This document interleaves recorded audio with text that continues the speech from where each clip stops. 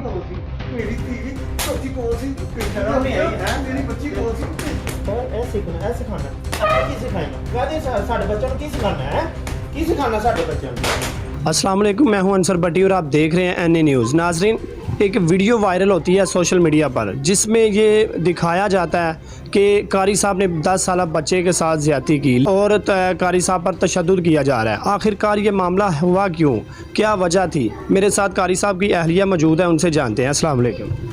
वालेकुम सलाम। मेरी बहन, ये क्या वाक़या है? कारी साहब पर तशद्दुद किया जा रहा है, उसकी दाढ़ी को काट दिया गया है, सर के बाल मूंद दिए गए हैं, क्या मामला, क्या माजरा क्या है?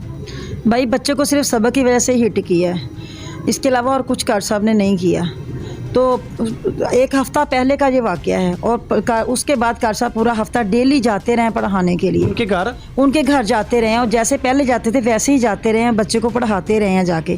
और रात जुम्मे की शाम को भी इसी तरह ही जैसे पहले जाते हैं रूटीन के मुताबिक गए हैं, लेकिन जाते उन्होंने कार साहब को तशद्दुद का निशाना बनाया और इतना ज़्यादा तशद्दुद किया कि वो बूढ़े मरीज़ 50-55 साल उनकी उम्र है, शुगर के मरीज़ हैं और उन्होंने मार मार के उनकी कुव्वत समात को ख़त्म कर दिया है।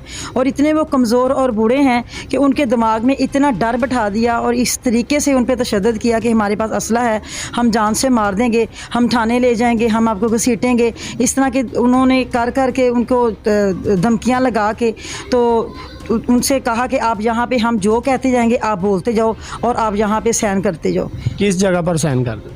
वो जो उन्होंने स्टाम्प बनाया है, ज़बरदस्ती स्टाम्प लिया? ज़बरदस्ती स्टाम्प उन्होंने लिया कारी साहब से और कहा कि इसके बाद हम आपको कुछ नहीं कहेंगे अगर आप किस चीज़ का स्टाम्प लिया था? स्टाम्प ये लिया था कि आप यहाँ पे ये लिखो कि मैंने ज़्यादती की है। ज़बरदस्ती का अगर नहीं लिखोगे तो हम जान से आपको मार देंगे।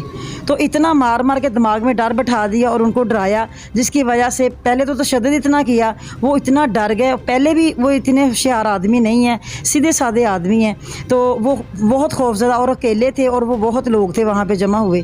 तो उन्होंने इतना डराया कि कार साहब फिर वो जो बोलते गए कार साहब उसमें हाँ करते गए कि मैंने ऐसे भी किया ऐसे भी किया। उसके बाद साइन करवाए हैं, अंगूठे लगवाए हैं और फिर कार साहब से कहा कि अब हम आपको कुछ नहीं कहेंगे। तो फिर कार साहब को उन्होंने जहाँ जहाँ पढ़ाते थे वहाँ भी लेके गए हैं, उनके साथ मुलाकात करवाई है कि जी आपके कारी साहब हैं, आज के बाद पढ़ाएंगे नहीं आपके घरों में। जिस घर में पढ़ाने के लिए कारी साहब जाते थे वहाँ उन जगहों पर लेकर गए, उनके साथ मुलाकात करवाई है। ऐसे नंगे सर मुंडा हुआ है, दाढ़ी कटी हुई है और आंखों के बाल जो हैं वो भी साफ़ किए हुए हैं और कपड़े फटे हुए हैं। ये बहुत बुरे तरीके से कपड़े फटे हुए थे और जिस्म के ऊपर बहुत ज़्यादा चोटें आई हुई थी। मेरी बहन, जो इल्ज़ाम लगाया गया है कि 10 साल बच्चे के साथ ज़्यादती की है, वो अभी तक सामने भी मामला आया है कि बस इल्ज़ाम? मामला वो सिर्फ इल्ज़ाम है, कोई मामला सामने नहीं है, कोई रिपोर्ट नहीं है, कोई कुछ भी उनके पास कोई भी सबूत नहीं है। तो हमें ये भी पता चला कि पुलिस वाले आप लोगों को धमका रहे हैं, पैसे मांग रहे हैं, कुछ ऐसा है? हाँ जी, उन्होंने हमसे रात को 1.5 लाख मांगा। वो कहते 2 घंटे के अंदर अंदर 1.5 लाख हमें। आपने दिए फिर 1.5 लाख? नहीं, हमारे पास थे ही नहीं, हम तो थोड़ा थोड़ा कमाते हैं। थोड़ा कितने पैसे दिए हैं?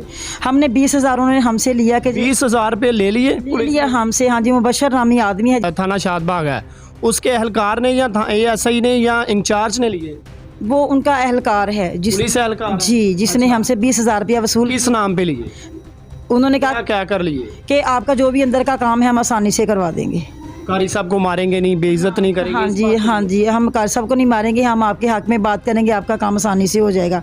और कहते 2 घंटे के अंदर अंदर अगर आपने 1.5 लाख ना दिया आपका केस लंबा हो जाएगा और फिर आपको यानी कि ज़्यादा पैसे देने पड़ेंगे, इसलिए आप FRI कटने से पहले हमें 1.5 लाख रुपया दे दें। जबकि हम रोए, हमने मिन्नतें की कि हमारे पास ऐसा नहीं है, छोटे छोटे 7 बच्चे हैं कारी साहब के और कमाने वाला सिर्फ एक बच्चा है, अभी थोड़ा सा भी ये काम सीख रहा है, अभी ये कर नहीं रहा।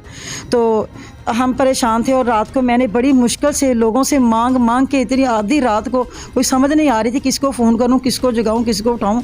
रात के 1 बजे मैंने कैसे 50-60 हज़ार रुपया जमा करके तो मैंने वो भेजा, लेकिन उन्होंने कबूल नहीं किया। उन्होंने कहा हमने इतने हम नहीं लेंगे, हम ज़्यादा लेंगे। तो फिर हमने वो भी नहीं दिए, उसमें से 20,000 उन्होंने ले लिया कि हम आपका काम आसानी से करवा देंगे, आपको टेंशन कोई नहीं होगी। लेकिन उसके बाद उस आदमी ने हमारा फ़ोन तक टर्न नहीं किया जिसने हमसे 20,000 वसूल किया। उस शख्स ने 20,000 रुपये जब ले लिए दोबारा रब्ता ही नहीं किया? आप लोग काले भी करते रहे फिर भी रब्ता नहीं किया? बहुत काले मैंने किए हैं, उसने कोई फ़ोन नहीं हमारा अटेंड किया। पहले धमकियां लगाता रहा कि पैसे 1.5 लाख करके हमें दे दें तो कारी साहब को हम बेगुनाह लिख देंगे, मारेंगे नहीं, पीटेंगे नहीं, बेइज्जत नहीं करेंगे, हम ख़त्म कर देंगे रातों रात आप अगर 1.5 लाख दे देते हैं तो। नाजरीन, ये हालात है हमारी पुलिस के।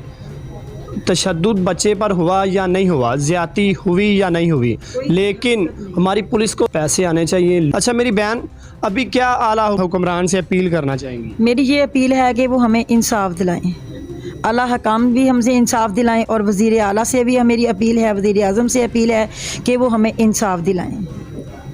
कारी साहब तो अभी अरेस्ट हैं, जिन लोगों ने कारी साहब पर तशद्दुद किया वो नहीं अरेस्ट हुए? वो भी हुए हैं, फिर वो बाद में कार साहब को घर से आके ले गए हैं और फिर उनको भी लेके आए हैं, वो भी उधर हवालात के अंदर बंद हैं। नाजरीन, ये जो FIR मेरे हाथ में देख रहे हैं, ये कारी साहब पर हो चुकी है।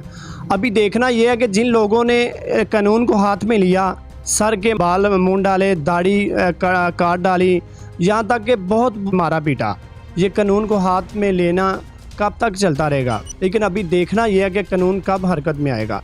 कारी साहब पर तो FIR हो गई है, लेकिन देखना अब ये है कि जो लोग यहाँ के गुंडे बने फिरते हैं शादबाग में, जो पिस्टल की सरेआम धमकियाँ लगा रहे हैं, कारी साहब के कपड़े उतरवा कर मारा पीटा गया, गलती हुई या नहीं हुई, ये पुलिस का काम था इन्वेस्टिगेशन करना। क्या वो लोग इतने पुलिस से बारी हो चुके हैं? आज के लिए बस इतना ही, हमें दीजिए इजाज़त और देखते रहिए NA न्यूज़। अल्लाह हाफ़िज़।